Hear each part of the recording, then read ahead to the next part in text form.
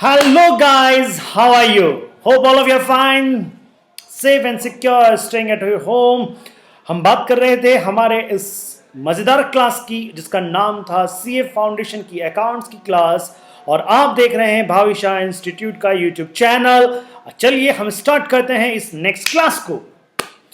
दोस्तों, टॉपिक चल रहा था हमारा कंसाइनमेंट, और कंसाइनमेंट में अभी तक हमने देखा कि उसका मीनिंग क्या होता है, पार्टीज क्या है, कितने एक्सपेंडिचर्स हैं। उसके बाद में हमने इन दोनों का एक एनालिसिस किया कि आपस में क्या रिलेशन होता है, कौन किस में अकाउंट बनाता है, कंसाइनर क्या अकाउंट बनाता है, कंसाइनी क्या अकाउंट बनाता है, ये भी हमने डिस्कस किया।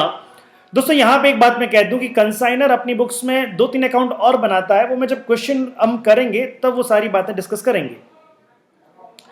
अभी देखिए, एक और चीज मैं कह दूं आपको, मुद्दे की बात क्या है कि हमारा कंसाइनमेंट टॉपिक अभी पूरा नहीं हुआ है बेटा जी। कंसाइनमेंट टॉपिक अभी कंप्लीट नहीं हुआ है। धीरे धीरे हौले हौले, धीरे धीरे हौले हौले, हैव पेशेंस के साथ में हम ये पूरा चैप्टर पढ़ेंगे। और जब एक बार पूरा चैप्टर कंप्लीट हो जाए उसके बाद में आप देखें, क्योंकि मेरे पास में कुछ मैसेजेस आए थे, सर इसमें ये अकाउंट भी बनता है, सर इसमें ये अकाउंट भी बनता है। अरे बेटा, अभी कंसाइनमेंट अकाउंट का चैप्टर पूरा होने दो, आपके सारे डाउट क्लियर हो जाएंगे। अभी तक आप देखें, अभी तक जो क्लास हुई है, क्या उसमें मजा आ रहा है या नहीं आ रहा है, क्या वो आपको समझ में आ रहा है या नहीं आ रहा है। अगर अभी तक समझ में आ रहा है, डोंट वरी, आगे भी पूरा समझ में आएगा। और एक और मैं एक चीज बता दूं, ये बेटा एक वर्चुअल क्लास है। एक्चुअल में जो हमारा आउटपुट मिलेगा, एक्चुअल में जो हमारा आउटपुट मिलेगा वो होगा हमारा असेसमेंट सीरीज से। Yes, Bhavisha is known for specially the assessment series. वो जो बेनिफिट होगा, वो जो हम क्लास में मिलेंगे, हम जब आपस में बातें करेंगे, क्लास में मिलेंगे, तब उसमें देखना एक अलग ही अंदाज रहेगा और एक अलग ही आबो हवा रहेगी उस क्लास की, अलग ही एनवायरमेंट रहेगा, और उसके अंदर पढ़ाई करने का लुत्फ कुछ अलग ही होगा। चलिए, नो डाउट हम अभी अपनी तरफ से बेस्ट कर रहे हैं और आप भी अपनी तरफ से बेस्ट कर रहे हैं। कुछ लोगों का काम मेरे पास में आया है, लेकिन अभी भी कुछ लोगों का काम नहीं आ रहा है। बच्चा लोग कहां हैं आप अपना काम दें, रेस्पेक्टिव फैकल्टीज को काम दें अपना, क्योंकि हमें भी तो पता चलना चाहिए ना आपके काम हो रहे हैं। ओके, तो आज ही अपना सारा काम दें और मैं इस क्लास में आगे बढ़ता हूं। कंसाइनमेंट की क्लास है ये, और कंसाइनमेंट में अभी तक हमने काफी कुछ देखा था। अकाउंट्स में देखिए और कुछ और अकाउंट्स भी बनेंगे, जब क्वेश्चंस करेंगे तब डिस्कस करेंगे। और मैंने बताया था अकाउंट सेल क्या होता है, उसके बाद में मैंने एल और आईपीएल भी आपको बताया था। फिर ये हमारी फर्स्ट क्लास की कुछ बातें थी। सेकंड क्लास में मैंने आपको एक तरह से परफॉर्मा बना के बताया था कंसाइनमेंट अकाउंट कैसे बनता है। कंसाइनमेंट अकाउंट कैसे बनता है, in the books of consignor there is a consignment account, और इसके बारे में कुछ नोटिंग भी हमने किया था। ये सारी बातें करने के बाद आज हम इस कंसाइनमेंट अकाउंट, हाँ तो कंसाइनमेंट अकाउंट कैसे बनता है। कंसाइनमेंट अकाउंट में दो साइड होती है, डेबिट और credit. Debit side expense side की होती है, जो गुड्स यानी ट्रेडिंग और पीएनएल का डेबिट साइड को मिक्स कर दें तो कंसाइनमेंट अकाउंट का डेबिट साइड हो जाता है। और अगर हम ट्रेडिंग पीएनएल का क्रेडिट साइड मिक्स कर दें तो कंसाइनमेंट अकाउंट का क्रेडिट साइड हो जाता है। तो यही सारी बातें हमने देखी थी। डेबिट साइड में जो गुड्स परचेज किया हुआ यानी गुड्स सेंट ऑन कंसाइनमेंट वह आता है। अच्छा, इसमें मैंने कहा था कि इनवॉइस प्राइस भी है और परचेज कॉस्ट भी है। अभी हमने इनवॉइस प्राइस के बारे में कुछ भी नहीं देखा। तो अभी जो हम देख रहे हैं बेटा, अभी हम सिर्फ देख रहे हैं कि जब गुड्स सेंड किया जाता है कॉस्ट प्राइस पे, किस पे सेंड किया जाता है, कॉस्ट प्राइस पे। कंसाइनर ने जितने में गुड्स परचेज किया है उतने में ही वो गुड्स आगे क्या कर देता है, सेल कर देता है। इतने में वो गुड्स आगे क्या कर देता है, आगे सेंड कर देता है भैया। हाँ बाबू, हाँ, सेंड कर देता है। चलिए, तो कुछ एक छोटा सा प्रॉब्लम देखेंगे आज हम इस क्वेश्चन में। एक छोटा सा प्रॉब्लम देखेंगे, सॉल्यूशंस देखेंगे उसका कि किस तरह से क्वेश्चंस किया जाता है। Basic questions to have a feel of consignment account. देखिए क्या लिखा है इसमें। Shri Mehta of Bombay consign, consigns का मतलब भेजना। Shri Mehta of Bombay consign 1000 cases of goods costing ₹100 each to Sundaram of Madras. अब मुझे आप एक चीज बताओ, यहां पे अगर मैं बात कहता हूं तो ये देख बताइए कंसाइनर कौन है। कंसाइनर है श्री मेहता। कंसाइनर कौन है बेटा जी, श्री मेहता। Consignor is Shri Mehta. और उसके बाद में अगर मैं कंसाइनी कहूं तो कंसाइनी कौन है, ये आपका सुंदरम। सुंदरम। गुड्स कहां से कहां जा रहा है? गुड्स जा रहा है बॉम्बे से मद्रास, यानी अब उसका नाम चेन्नई हो गया है, लेकिन बॉम्बे से मद्रास चेन्नई जा रहा है। Shri Mehta page the following expenses, Shri Mehta ने ये फॉलोइंग एक्सपेंसेस पे किए हैं in connection with the consignment. यानी ये किसके खर्चे हैं? ये किसके खर्चे हैं बेटा? ये कंसाइनर के खर्चे हैं। ये किसके खर्चे हैं? ये कंसाइनर के खर्चे हैं। समझ में आ रही है आपको बात? ये किसके खर्चे हैं साहब? ये कंसाइनर के खर्चे हैं। अच्छा, क्या क्या किया उन्होंने? Carriage rupees 1000, freight rupees 3000 and loading charges rupees 1000। चलिए, ये तीन खर्चे साहब किसने कर दिए? ये तीन खर्चे कर दिए हैं कंसाइनर ने। परचेज कॉस्ट के अलावा ये तीन खर्चे हुए हैं। समझ में आ रहा है आपको? परचेज कॉस्ट के अलावा यह तीन खर्चे हुए हैं। Shri Sundaram sell all the cases at rupees 140। जितने भी केस थे सारे के सारे सुंदरम ने सेल कर दिया। कितने में सेल कर दिया? 140 में सेल कर दिया। प्लस इनकर्ड, कुछ खर्चे किए उन्होंने, फॉलोइंग एक्सपेंसेस, क्लियरिंग चार्जेस। क्या है? यह क्लियरिंग चार्जेस है, यानी up to the place of godown तक पहुंचने का खर्चा है 850। अच्छा, warehouse and storage, godown पहुंच गया, वेयर हाउस पहुंच गया गुड्स, उसके बाद का खर्चा कितना है? 1700। And packing and selling expenses, यानी ये देखिएगा, ये जो दो खर्चे हैं, ये जो दो खर्चे हैं, यह दो खर्चे वेयर हाउस पहुंचने के बाद के खर्चे हैं, तो इनको हम डायरेक्ट एक्सपेंसेस नहीं बोलेंगे। और ये जो क्लियरिंग एक्सपेंसेस है, ये क्लियरिंग एक्सपेंसेस बेटा वेयर हाउस पहुंच, मान लो ये वेयर हाउस है, तो वेयर हाउस पहुंचने से पहले का खर्चा जो है वह एक है कंसाइनी का, वह कौन सा है? That is called the clearing charges. और उसके बाद में जो दो खर्चे हुए वह है warehouse storage and packing charges. Shri Sundaram is entitled to a commission of 10%, यानी कमीशन कितना है भैया? 10% उसका कमीशन है। आपको कंसाइनमेंट अकाउंट बनाना है और एक सुरेंद्र का अकाउंट बनाना है, यानी कंसाइनी अकाउंट बनाना है in the books of Mehta. तो देखिए, इन द बुक्स ऑफ मेहता यानी कंसाइनर की बुक्स में हमें अकाउंट बनाना है, कंसाइनमेंट अकाउंट। बहुत सिंपल है, जो भी खर्चे किए हमने, जो भी खर्चे किए हैं, या गुड्स, हम डेबिट साइड की बात करें तो जो भी खर्चे हमने किए, अगर मैं कहता हूं मैंने जो भी खर्चा किया, वो मैं सबसे पहले खर्चा क्या किया? To goods sent on consignment. To goods sent on consignment, जो माल हम भेज रहे हैं, हमने कितना गुड्स भेजा है? हमने 1000 गुड्स भेजा है, 1000 केसेस भेजे हैं, 1000 केसेस गुड्स कॉस्टिंग रुपीज 100। हमने 1000 गुड्स भेजा है बेटा। जो माल हम भेज रहे हैं उसकी कॉस्टिंग, वह किस अकाउंट के नाम से आता है? वह जिस अकाउंट के नाम से आता है वह है गुड्स सेंट ऑन कंसाइनमेंट। तो to goods sent on consignment कितना है भैया? That is called the 1 lakh. 1000 multiplied by, अगर मैं बात कहता हूं this is 1000 multiplied by 100, it comes 1 lakh. समझ में आ रहा है चीज?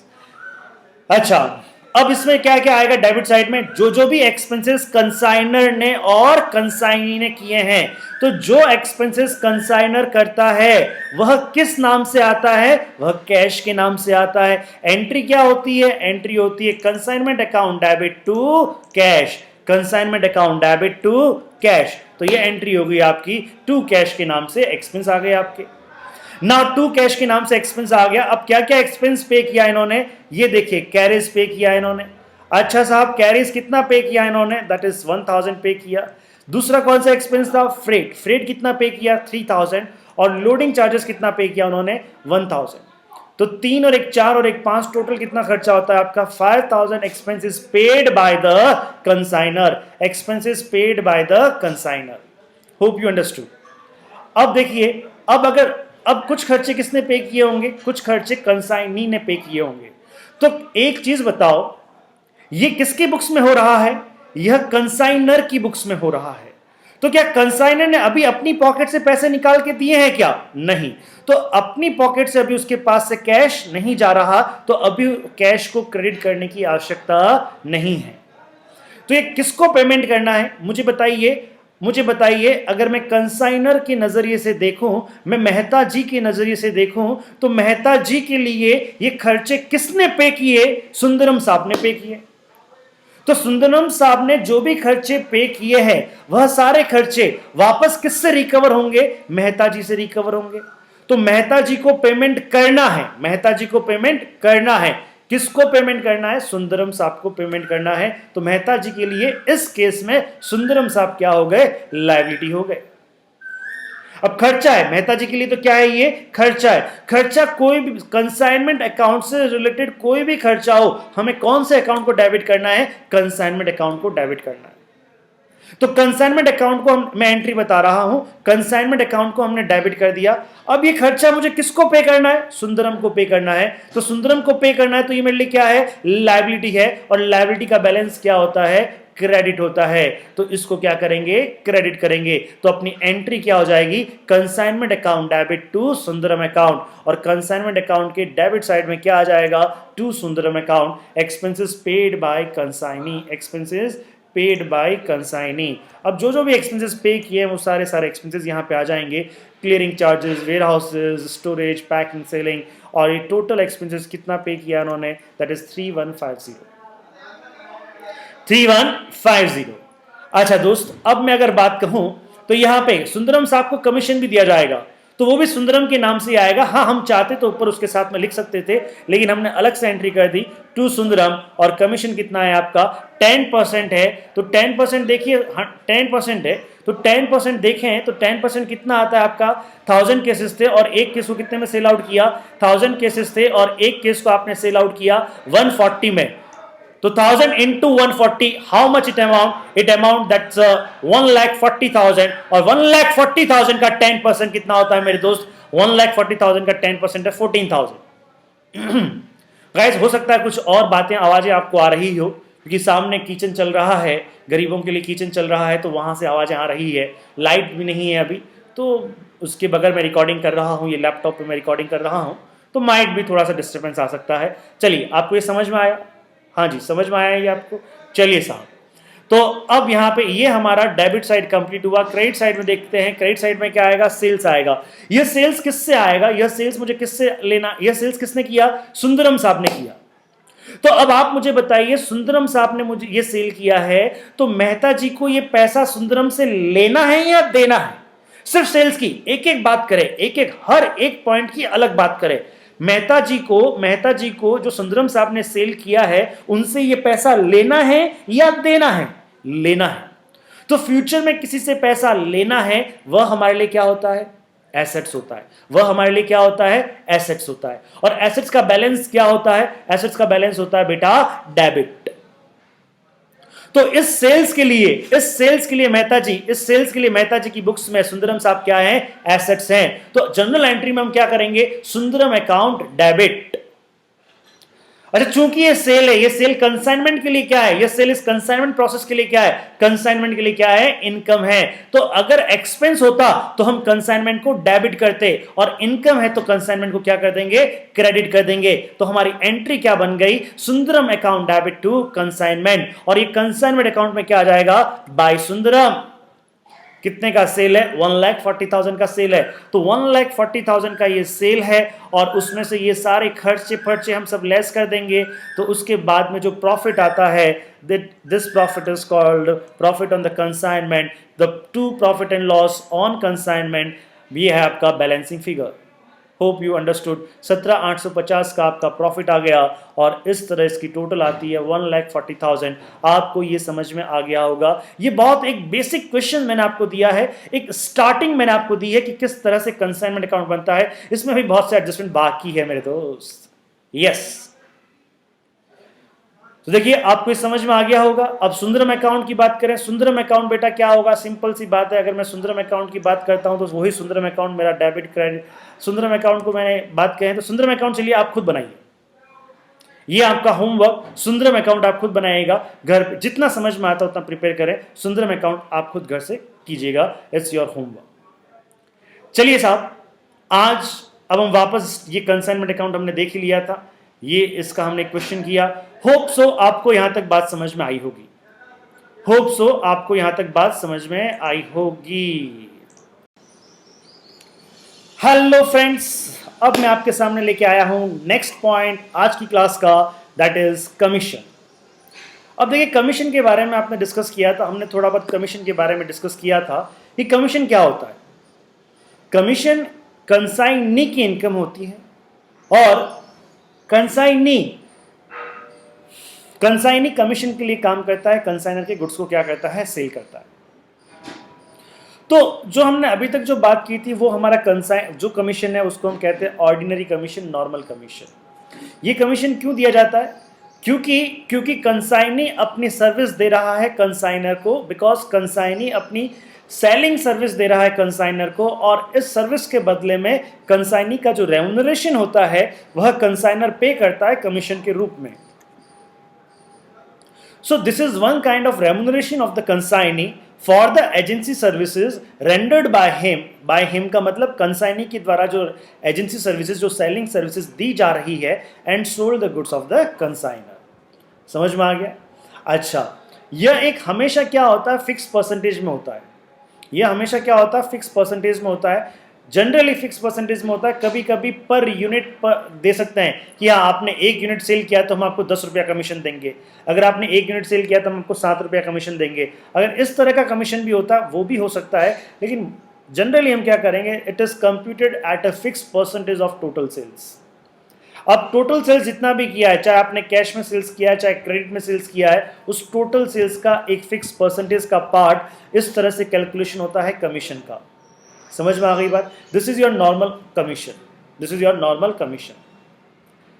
अब एक मैं इंसिडेंस बताऊं। चलिए मान लेते हैं कि कंसाइनर अगर कंसाइनर और कंसाइनी की बात करें, आज एक दूसरा एग्जांपल लेते हैं। मान लेते हैं कंसाइनर है जतिन। कौन है कंसाइनर? जतिन। और जो कंसाइनी है वो है आदित्य। कंसाइनर कौन है बेटा? जतिन। और कंसाइनी कौन है? आदित्य। जतिन ने गुड्स भेजा आदित्य को, सेल कर बेटा तू इसको। जतिन ने गुड्स भेजा किसको? आदित्य को गुड्स भेजा कि सेल कर, दबा के सेल कर, कोई दिक्कत नहीं। आदित्य कहता है जतिन सर हमारे यहां तो क्रेडिट सेल्स ज्यादा होती है, हम अपनी गुड्स की भी क्रेडिट सेल्स करते हैं, तो क्या आप चाहेंगे क्या हम आपकी गुड्स की भी क्रेडिट सेल करें? जतिन कहता है करना यार बिंदास, कोई दिक्कत नहीं है, क्रेडिट सेल्स कर, तो बस सेल कर, सेल पे फोकस कर। भाई साहब आदित्य ने क्या किया? लेट दे दनादन। जतिन ने 2 लाख रुपए का माल भेजा था और आदित्य ने पूरा का पूरा 2 लाख का माल सफाया कर दिया। उसमें से 50,000 का माल तो कैश में बेचा, बाकी का 1.5 लाख रुपए का माल उसने उधार बेच दिया। उसने 1.5 लाख का माल क्रेडिट पे सेल कर दिया, उधार सेल कर दिया। सही बात है, कोई दिक्कत नहीं है, होता ही है, नॉर्मल सेल होता ही है, क्रेडिट पे भी सेल होता ही है। अब फिर जतिन ने क्या किया? जतिन ने, समझ में आ रही है बात? तो आदित्य ने ये सारा का सारा गुड्स क्या किया? सेल कर दिया। जतिन ने पूछा कि यार आदित्य कैसा सेल हुआ है?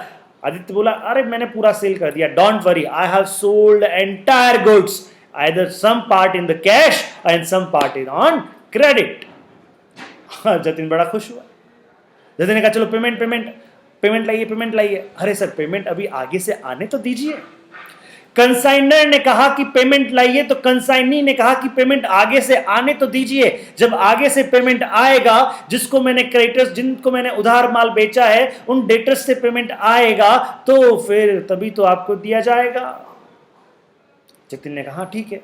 महीना गुजर गया, 2 महीने गुजर गए, 3 महीने गुजर गए। हर बार जब कंसाइनर कंसाइनी से पूछता है तो कंसाइनर कहता है अरे साहब सुनो तो सही, आगे से पेमेंट आएगा तो मैं आपको दे दूंगा, अब आगे से पेमेंट नहीं आ रहा तो मैं आपको कैसे दूं? ओ तेरी। अब जतिन बोले ये क्या यार? अब जतिन के दिल में कुछ होने लगा। कुछ होने लगा का मतलब अब उसके दिल में थोड़ी शक की निगाहें उठने लगी। उसने कहा कहीं ना कहीं तो कुछ गड़बड़ है। और उधर आदित्य ने सही है, उसने बिंदास होकर सबको माल बेचा, उल्टा लोगों को पकड़ के अरे मैं उधार दे रहा हूं ना, उधार दे रहा हूं, ले जा माल ले जा, तुम ऐश कर।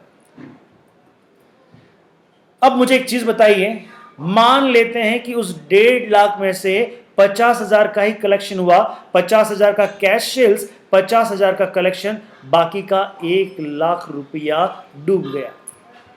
बाकी का 1 लाख रुपया डूब गया। अब आप मुझे बताइए यह जो 1 लाख का लॉस है, यह लॉस किसका है? कंसाइनर का है या कंसाइनी का है? सोचो बताओ। ये लॉस है कंसाइनर का, क्योंकि कंसाइनी तो पहले ही कह देगा मैंने तो आपसे पूछ के सेल किया, और वैसे भी मैंने आपको बता दिया था अगर कोई लॉस होता है तो मेरा लॉस नहीं है, मुझे तो कमीशन चाहिए। और अब मजे की बात देखो, यहां पे कंसाइनी की चोरी, ऊपर से सीना चोरी। कंसाइनी ने घाटा भी करवाया, लेकिन कंसाइनी जो कमीशन है वह कमीशन पूरे 2 लाख पे लेगा। वो कहेगा मैंने तो 2 लाख का सेल किया। तो आदित्य क्या बोलेगा, मैंने तो 2 लाख का सेल किया, तो मुझे तो जो कमीशन चाहिए वह 2 लाख पे चाहिए।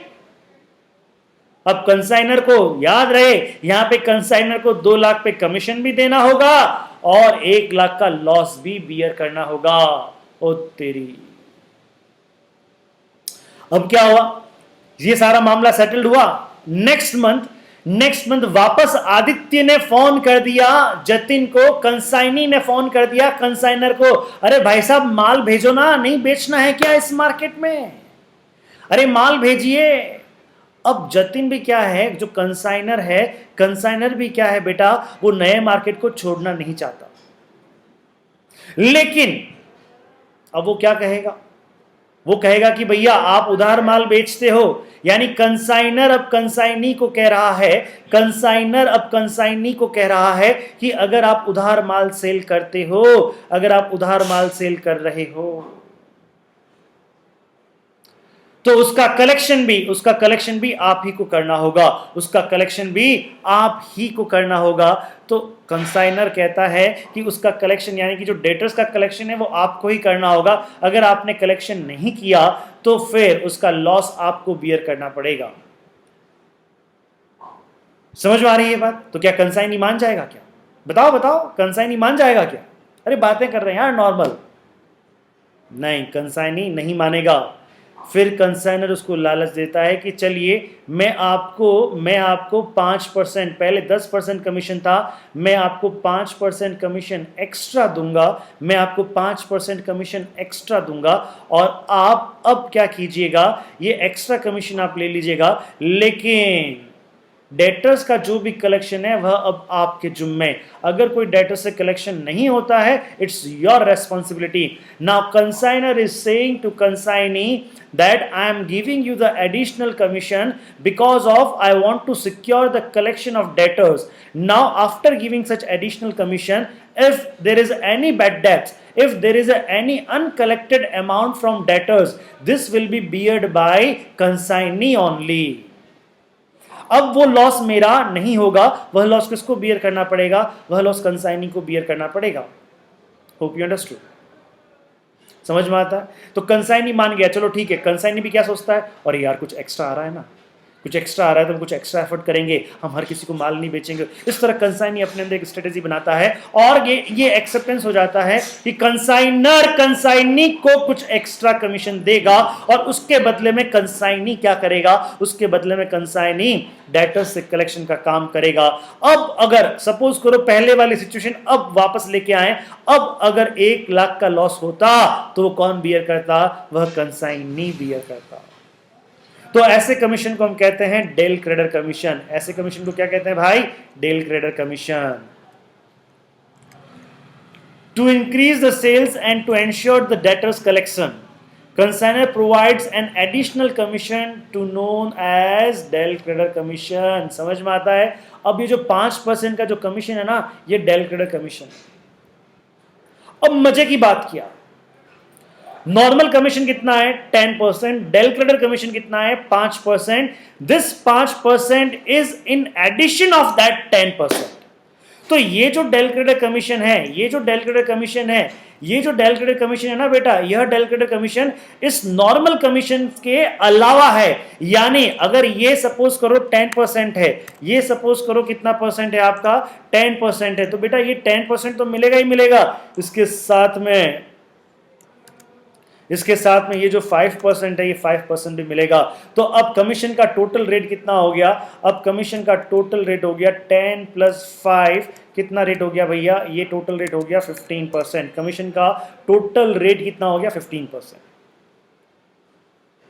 अब आपके मन में एक डाउट उठ रहा होगा कि ये 5% कैलकुलेशन जो एडिशनल कमीशन है, ये जो 5% का एडिशनल कमीशन है, यह एडिशनल कमीशन हम किस पे करेंगे, किसको पे करेंगे, कैसे कैलकुलेट करेंगे? तो अब आप मुझे बताइए, ये जो कमीशन का डिसीजन होता है, ये कंसाइनर और कंसाइनी इनके बीच में इनके बीच में पहले से हो जाएगा या सेल करने के बाद में होगा? पहले से हो जाएगा। कब हो जाएगा? पहले से हो जाएगा। तो अब ऐसी कंडीशन में क्या होगा? अब देखिए यहां पे थोड़ा सा समझने की बात है। ये जो डेल क्रेडिट कमीशन है, यह del credit commission in in in in excess of ordinary commission, in addition of ordinary commission. तो बेटा जी अब मैं एक जनरल बात कह रहा हूं कि ये जो कमीशन कैलकुलेट किया जाएगा, डेल क्रेडिट कमीशन कैलकुलेट किया जाएगा, यह डेल क्रेडिट कमीशन भी टोटल सेल्स पे कैलकुलेट किया जाएगा। किस पे किया जाएगा? टोटल सेल्स पे कैलकुलेट किया जाएगा। अनटिल अनलेस अदरवाइज प्रोवाइडेड, जब तक कि कुछ और बातें नहीं कही गई हो, जब तक ये स्पेसिफिक क्वेश्चन में नहीं दिया गया हो कि ये del credit, additional del credit commission सिर्फ क्रेडिट सेल्स पे होगा, तब तक बेटा जी, तब तक ये सारा का सारा डेल क्रेडिट कमीशन हो चाहे ये नॉर्मल कमीशन हो, ये दोनों कमीशन मिलके किस पे कैलकुलेट किया जाएगा? टोटल सेल्स पे कैलकुलेट किया जाएगा। ध्यान रहे, समझ में आ रही है बात? तो ये यहां पे अगर मैं बात कहूं, हाँ जी, this commission is calculated on total sales. तो देखिए डेल क्रेडिट कमीशन भी टोटल सेल्स पे है, और अगर मैं बात कहूं यहां पे मेरा ये वाला कमीशन भी यानी ऑर्डिनरी कमीशन भी टोटल सेल्स पे है। और टोटल सेल्स का मतलब क्या होता है? कैश सेल्स और क्रेडिट सेल्स। और यहां पे भी टोटल सेल्स का मतलब क्या है? कैश सेल्स और क्रेडिट सेल्स। ये है ना यहां पे। तो यानी चाहे डेल क्रेडिट कमीशन हो चाहे ऑर्डिनरी कमीशन हो, ये दोनों ही टोटल सेल्स पे कैलकुलेट होते हैं, तो दोनों मिलके कैलकुलेट हो जाएंगे। समझ में आ रही है ये चीज? सर ऐसा क्यों?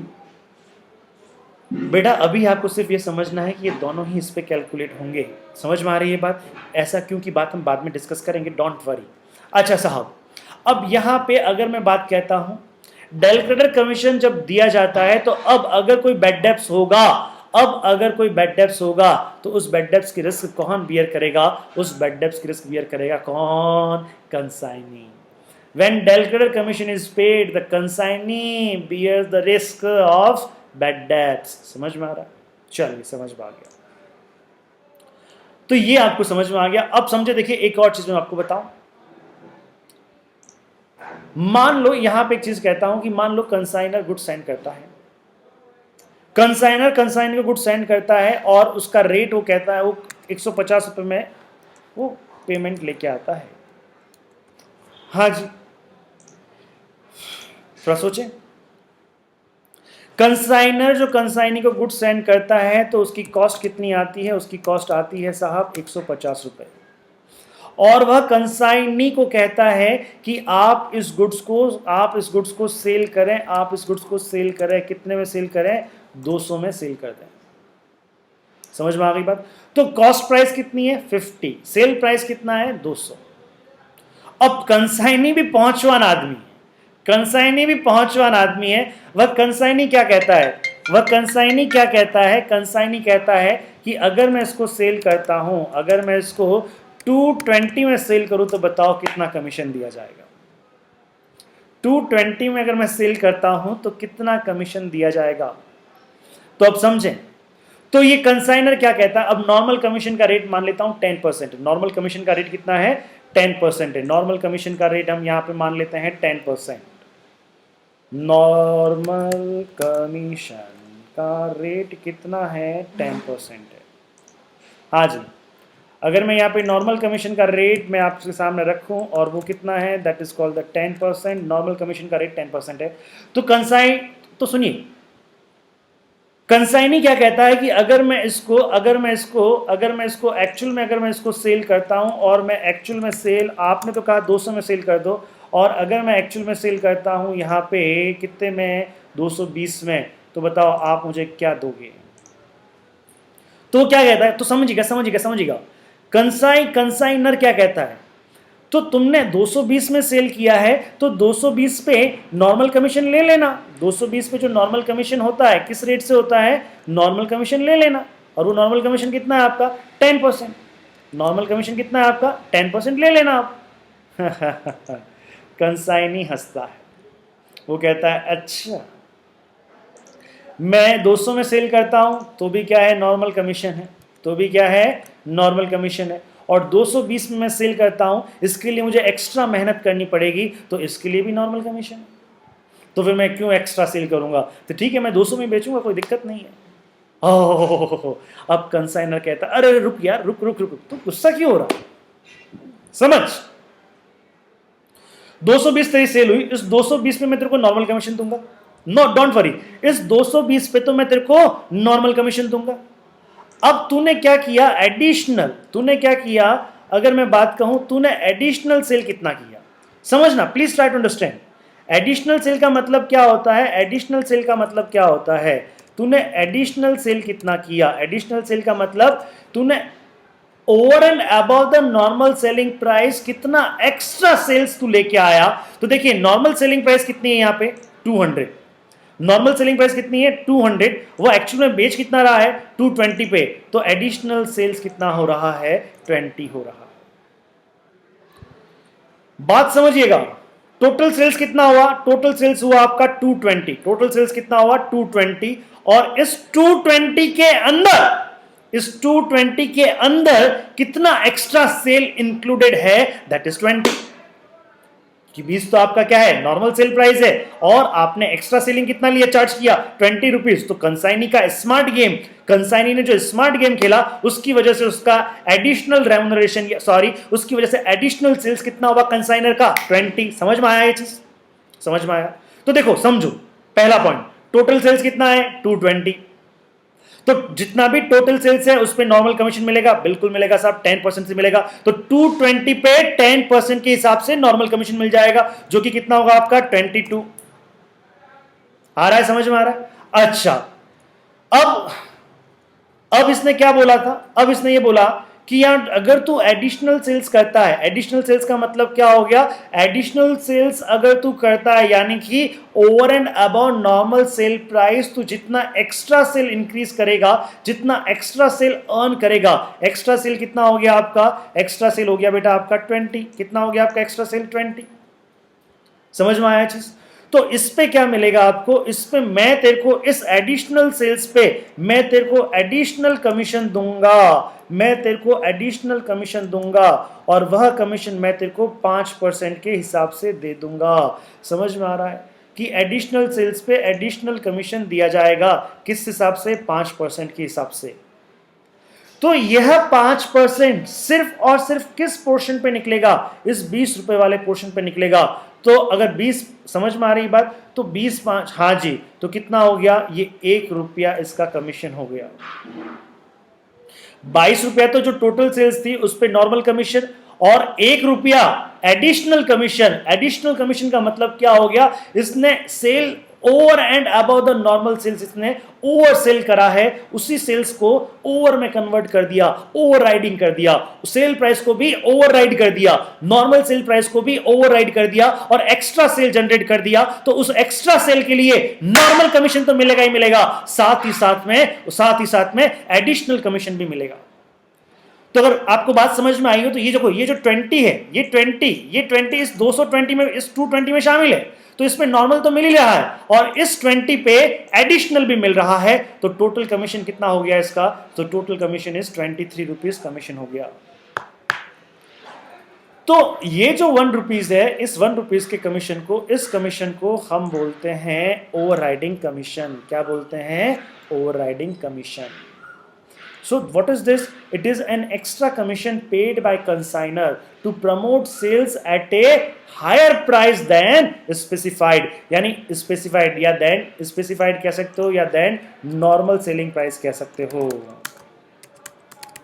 normal sales price भी आप इसको कह सकते हो, यानी नॉर्मल सेल्स प्राइस से ज्यादा पे उसको बेचने के लिए उसको हम उकसा रहे हैं, उसको पोक कर रहे हैं, उसको प्रमोट कर रहे हैं कि बेच, जितना एक्स्ट्रा दौड़ेगा उतना एक्स्ट्रा तुझको मिलेगा। समझ में आया चीज? चल, such commission will be calculated on that portion of sales which is made at a higher price, यानी कि वो 20 रुपया। समझ में आ रही बात? It will be on the difference between actual sale price, means क्या है? means है it will be on the difference between actual sale price and sales at normal price, यानी नॉर्मल प्राइस कितना था 200, एक्चुअल सेल्स प्राइस कितना था 220, तो इन दोनों का डिफरेंस कितना होता है 20, तो इस 20 पे ये कमीशन कैलकुलेट होगा। समझ में आ गई बात? हाँ जी, ध्यान रहे, mind it, on such additional sales normal commission as well as overriding commission both will be given by the consignor. सही बात तो है। एडिशनल सेल्स कितनी हुई 20, तो इस 20 पे देखो हमने नॉर्मल कमीशन भी दिया है, इस 20 पे नॉर्मल कमीशन भी दिया है, और इसी 20 पे हमने ये एडिशनल कमीशन ये जो है हमारा ओवरराइडिंग कमीशन भी दिया है। तो इस 20 पे दो तरह से कमीशन मिलेगा, इस 20 पे दो तरह से कमीशन मिलेगा आपको, नॉर्मल भी मिलेगा और ओवरराइडिंग भी मिलेगा। Hope you understood. समझ में आ रहा है आपको ये? चलिए, अगर अब आपको समझ में आ रहा है तो आप ये क्वेश्चन कीजिएगा। ये क्वेश्चन आपके लिए होमवर्क है, ये क्वेश्चन आपके लिए क्या है, होमवर्क है। ये क्या है, गुड्स कितना है, 1000 गुड्स सेंड किया है, नॉर्मल सेलिंग प्राइस कितना है 30, goods sailed at the normal price कितना है, कैश सेल्स कितना है 500 kg, क्रेडिट सेल्स कितना है 200 kg, goods sales at 40 rupees per kg in cash. यानी ये देखिए, ये देखिए देखिए देखिए देखिए देखिए, नॉर्मल सेल प्राइस कितना था 30, यहाँ पे ये दोनों तो क्या हुआ, अब इसको मैं अगर बोल्ड कर देता हूँ, ये दोनों तो क्या कर दिया आपका नॉर्मल सेल प्राइस पे, ये दोनों तो किस पे है आपका नॉर्मल सेल प्राइस पे है, और यह किस पे है आपका, यह आपका एडिशनल सेल्स प्राइस पे है। और कमीशन की रेट कितनी है, ऑर्डिनरी कमीशन है 5% और ओवरराइडिंग कमीशन है 3%। तो ऑर्डिनरी कमीशन किस पे निकलता है, टोटल सेल्स पे, और ओवरराइडिंग कमीशन किस पे निकलता है, एडिशनल सेल्स पे। तो आपको देखना है, आप आज आपका ये होमवर्क है, आप इस होमवर्क को कीजिएगा। मैं नेक्स्ट क्लास में इस होमवर्क की बात करूंगा जो कि मैं आपको कल बताऊंगा। Thank you so much. हो आपको एक क्लास समझ में आई होगी। आपको ये कमीशन वाला पॉइंट पूरा लिखना है बेटा, ये कमीशन वाला पॉइंट पूरा लिखें, इसको समझें, और ये सारी जो बातें साइड में लिखी हुई है इन सबको भी समझें। ये सब समझने के बाद में फिर आप फिर ये क्वेश्चन करने का ट्राई करें। मैंने ये क्वेश्चन किया हुआ है, I will show you tomorrow. Okay, thank you, take care.